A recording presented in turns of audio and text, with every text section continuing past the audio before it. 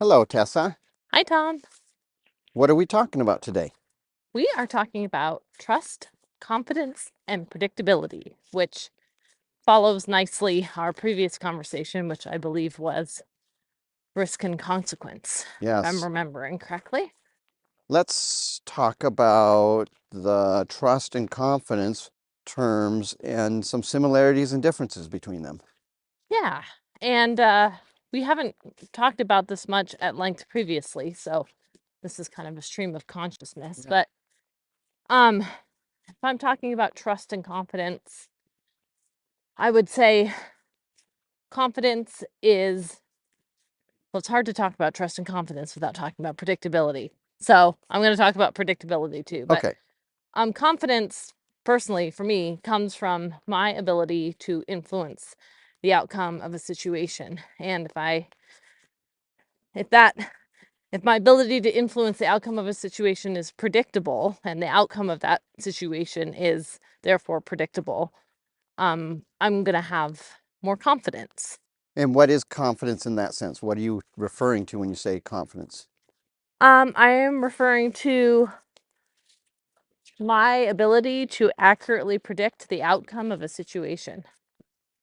And maybe your feeling about your ability. Yeah, I would say it's more to do with your feeling yeah, of my of your ability ability. to, yeah, accurately predict the outcome of a situation. Yeah. Yeah.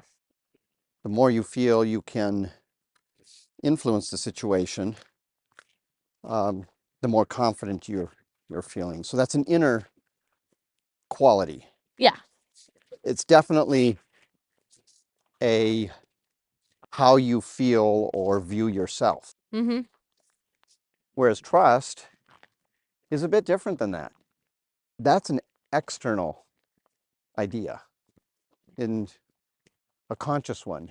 And I'm not sure that confidence is a conscious thing. Yeah, confidence seems like more of a result. And trust seems like more something that you choose to place upon someone or something Mm-hmm. else. Yeah, I mean, I can see that naturally trust starts to form in a relationship the more you're exposed to things that are predictable and but I feel like that is a bit, at least there's a bit of a conscious component to that. When something proves itself to be trustworthy, you decide whether or not you're going to place that trust in them. Mm-hmm. Um, And that of course can get even more complex when you look at the word trust and say trust in what? Because the idea to me of this, if I'm asked, do you trust this person? That's a really hard question to answer. Do I trust what about this person? yeah, Do I trust like I need more information before I can answer that about most people. I need more information before I can answer that about most horses if I'm being asked. but it can be very situational. So you Exactly. could trust someone or a horse, whatever, in one situation where you might not trust them in another. But what are we talking about when we say trust? Maybe we need specific examples. Do you trust a horse to carry you around at a canter? I can answer that question for most of the horses on this property. And what information do you use? Experience and observation. Mm-hmm. You wouldn't, you need information from that horse. You need to know, um, yeah, it's the experience. Mm-hmm. They've had to have proven themselves. Proven themselves predictable. Yeah. That's why I said trust what? Because there are horses that I say, if somebody were to say, "Do you trust this horse?" I trust that if I tried to get on them, they'd buck me off. Yeah. Like But that's not like trusting the horse. That's trusting your ability to predict something and making the choice not to enter that scenario. yeah. Because I would say that's more an example of you trusting yourself to be able to assess and make wise Decision. decisions. Yeah. But I think But you're not putting your trust in the animal at that point. You're deciding not to. exactly. But So that's why it's such a I think it's an overused term, It's, and it's a loaded term, because if it we is. love somebody, for example, if you're in an interpersonal relationship with somebody, whether it's a romantic relationship or a family relationship or a friend relationship, if you're asked if you trust that person and your answer is no, that's probably going to hurt the relationship, because we're taught that in those situations we're supposed to trust those people. And I hear that a lot with horses as well. People being told that they need to just trust their horse and all their problems will go away. And I take exception to that, because I think in a lot of circumstances, trust is not there for a reason. It hasn't been proven yet. Right. Or maybe it's been shown to not be trustworthy. Correct. Either there's not enough information to deem them trustworthy, or there's enough information to deem them untrustworthy. Mm-hmm. And another complication with these terms, I think, is that they're often used synonymously. Mm-hmm. Trust and confidence are often used the same way, and I think there's times for that, and there's also distinctions that need to be drawn. I think, for the sake of this conversation, trust, what we're talking about, is more like an external thing that you're putting on something else. Mm-hmm. And confidence is what we're talking about, is our own confidence. Mm-hmm. Our ability to, how we feel about our abilities, what that comes down to. But it's interesting though, because I do think of them almost interchangeable. Because if somebody were to say to me, "Do you trust that horse to stand and and let you mount them safely?" Mm-hmm. I could substitute the word confidence in there. Do you have confidence that that horse will stand and let you mount them safely? And Yeah. and it would be, I would be answering the same question. You would, but I bet you're tapping into different information in doing that. I think we could unpack that and say, in what way are you confident? Well, I think when you're talking about you're confident, you're drawn upon your ability to read the situation. Whereas where trust, I feel like, as your confidence grows, it feeds your trust. So if there's enough confidence, you're like, okay, I have enough confidence in my ability to influence this or control it or whatever, that I am now willing to trust that horse enough to get on him. Right. And that I see it that way as well, because I Yeah. see it as trust is earned, Yeah. and trust is earned through growing confidence that the outcome is predictable. But yeah, I could see a situation where you'd be like, okay, I'm confident with myself and my abilities. That horse has not proven themselves to be trustworthy, so I'm not going to put my trust in them. Right. So there you have great amount of confidence in yourself, Mm-hmm. and little to no confidence or trust in the horse. And so I just used it interchangeably, but you're not going to put your trust in. You're not going to take an active decision to enter that scenario physically. Right. And your there's times you could lack the confidence and you put your trust in them anyway. Mm-hmm. Well, that's probably a risky situation, because maybe you're putting like blind faith in them at that point. Right. Which we Like, see a lot. yeah, you see a lot, because Yeah. just trust the horse, just trust the horse. Maybe they're not confident and it is a trustworthy situation, but they don't have the ability to read it, so they're not confident about it. And those scenarios are where I think often people are told just trust your horse, and at that point you better trust the person telling you to just trust your horse. Yeah, so what this brings me to is, I'm thinking, just on the spot here, that confidence is a good place to start. Mm-hmm. I don't know that I'd want to make decisions on whether or not to trust a situation if I don't have the confidence first. I agree. But that's going to be tough for people who have had traumatic experiences and have lost the confidence. That it just seems to me, as I recall scenarios with other people, I feel like that's one of the places they're steered, is to go towards trust without addressing their confidence, as if But that's going to build their confidence. right, but you know what builds confidence? Predictability. Predictability. So, and I So think that's the mistake, that's the mistake. is going, if confidence Bypass. is lacking, Mm-hmm. bypassing predictability You and go jumping right to right to trust. trust, That's it. which is in and of itself unpredictable unless you're Yeah. confident. Well, So but it's that's faith, like yeah, unproven faith right. at that Which point. then which is another, yeah. I mean, in a higher power, great. In your horse, maybe not so much. Yeah. Yeah. So Oh, wow. I think, yeah. I mean, I think confidence is key. Yeah. Pardon the phrase.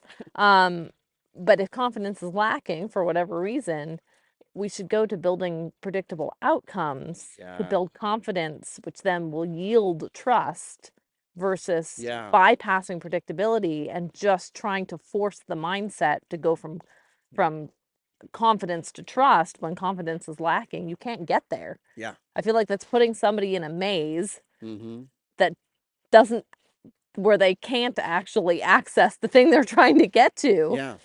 and just telling them, you just got to believe. Yeah. Well, no, they're missing the ingredients at Yeah. that point, the map. And I think predictability is how you get there. Yeah. I found it, with my personality, the best thing for me was to work on building my own confidence. And I did that through predictability. I did that through practice, building models with horses, like coming up with situations that were much safer for me to have them prove themselves trustworthy, and then also practice skills that I could be confident about my own abilities. Hmm. I have a suggestion. Yeah, this isn't going anywhere. Nope. All right, so We what need. do we do? Why does any of this matter? Because we spent a lot of time talking about trust, confidence, and predictability. Why does it matter? Trust, confidence. Well, it matters because there's a lot of people suffering from a lack of confidence, and I feel like they're trying to gain it in places, in a way that it's going to be a false sense of confidence, and then they encounter an uncomfortable situation and they back to square one again. Yeah. That's what I see. Yeah, I would agree.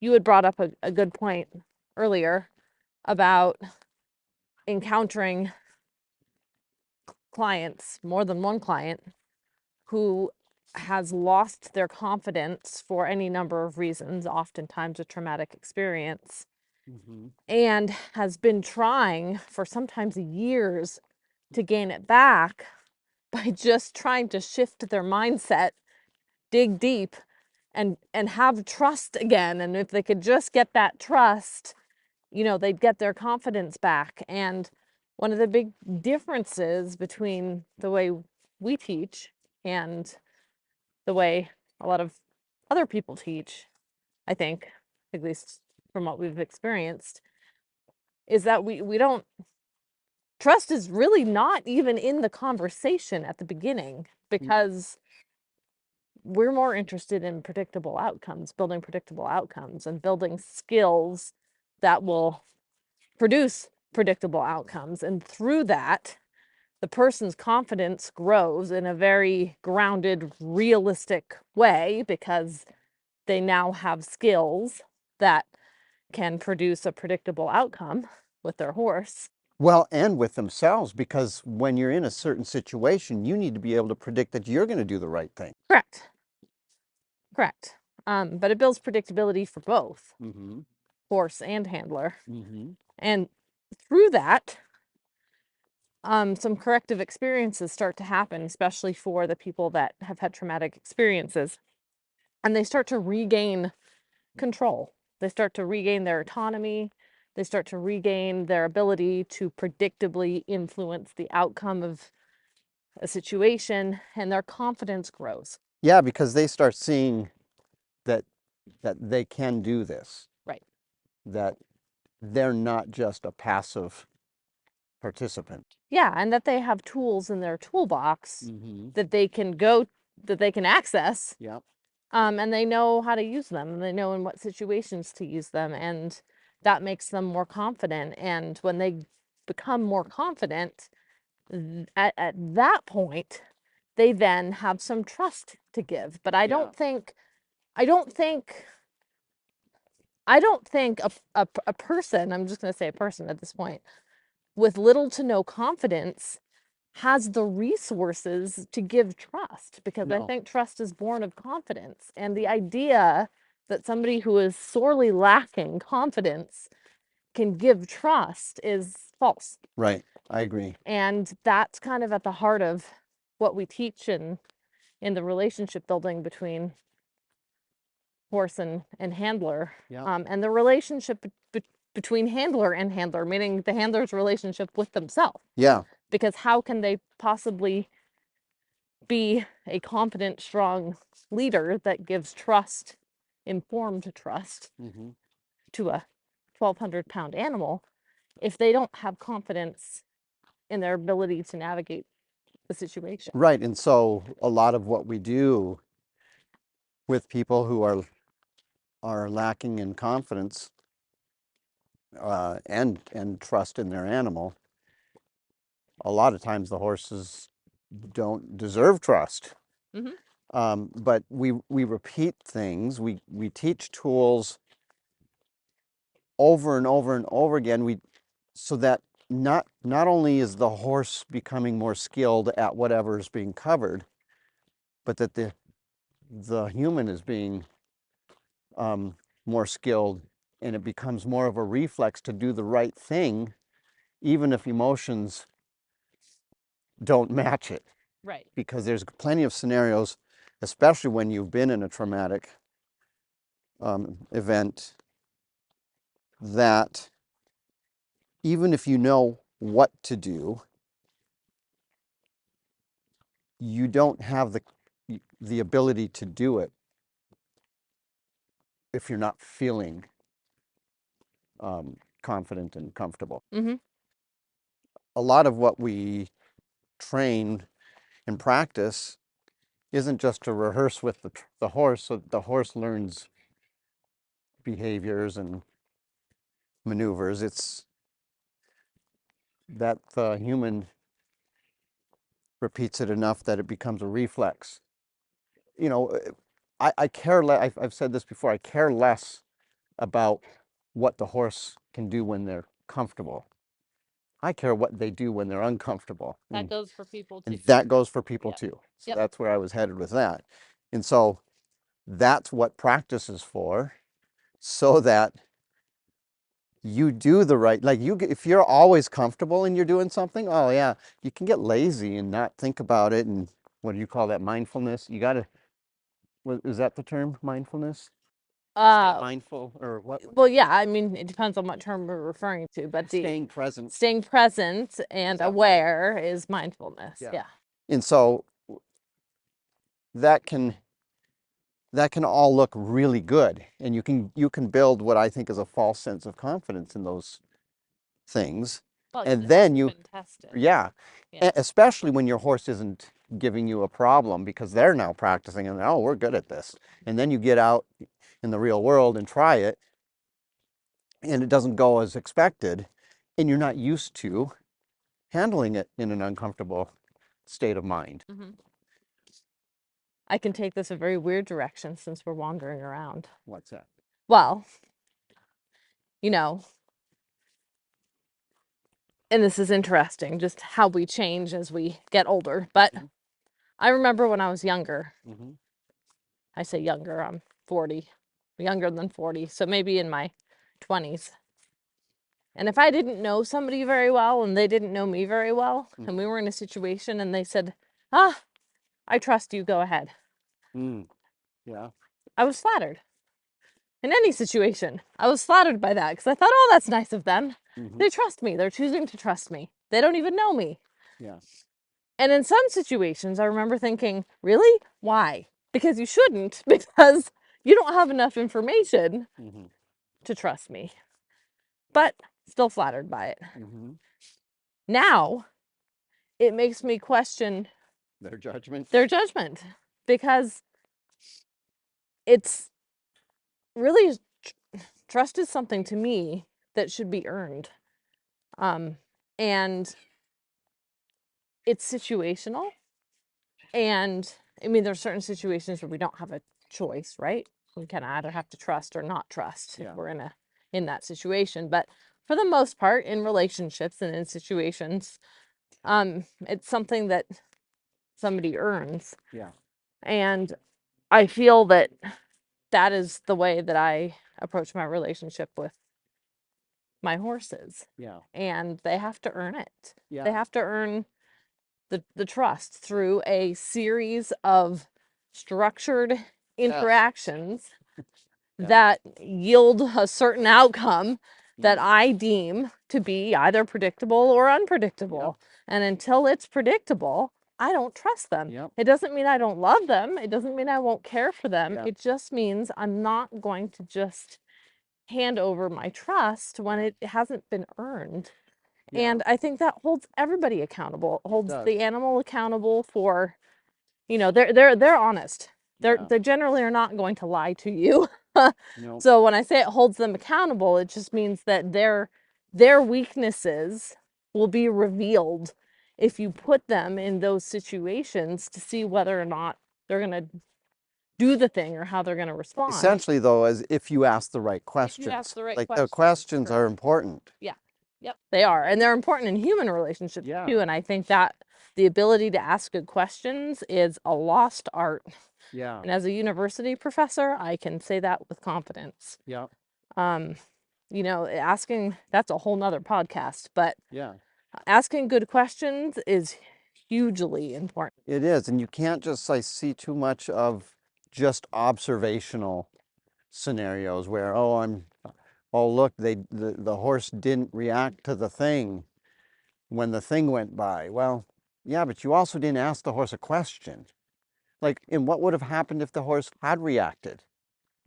It says nothing about your ability to influence the situation. Right. Questions will tell you the information you need to know on whether or not Good you can. questions will tell you. Yeah, good questions. Yeah. Yeah, good questions, man. There was a scene in Pink Panther, and I don't know if it's based on a joke, but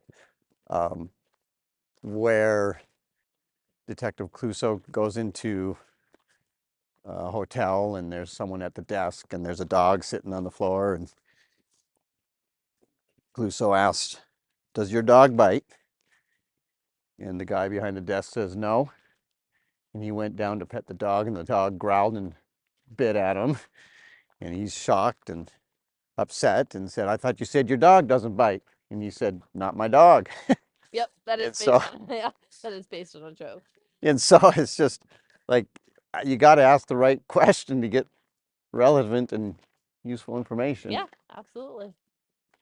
But and in this idea of you know, asking those questions repetitively, not just for the horse's sake to give you the information that you need, but also for your sake to build muscle memory.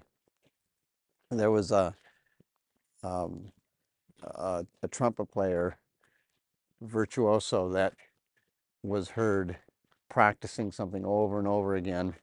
His friend heard him practicing, and he's like, "I must have heard you play that 100 times perfectly, yet you're still practicing it. Why?" And he said, "Because I'm still having to think about it." Yep.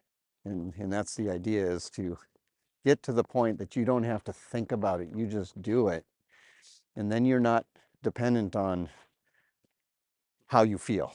Right. But, yeah. You kind of bypass the emotional state and just go right into the automatic. But it is a place I see a lot of room for improvement in terms of helping people build confidence, because I see a lot of false confidence being it seems like it's false confidence that they're building. Not that they're trying to build false confidence, but that they're bypassing that element of predictability. Oh, just trust your horse. Your horse loves you, and your horse doesn't want to hurt you. Well, I'll agree that the horse doesn't want to hurt you, but the horse also wants to save its life. And if the horse is uncomfortable, what's it going to do? And can you influence the outcome? How are we going to conclude this one?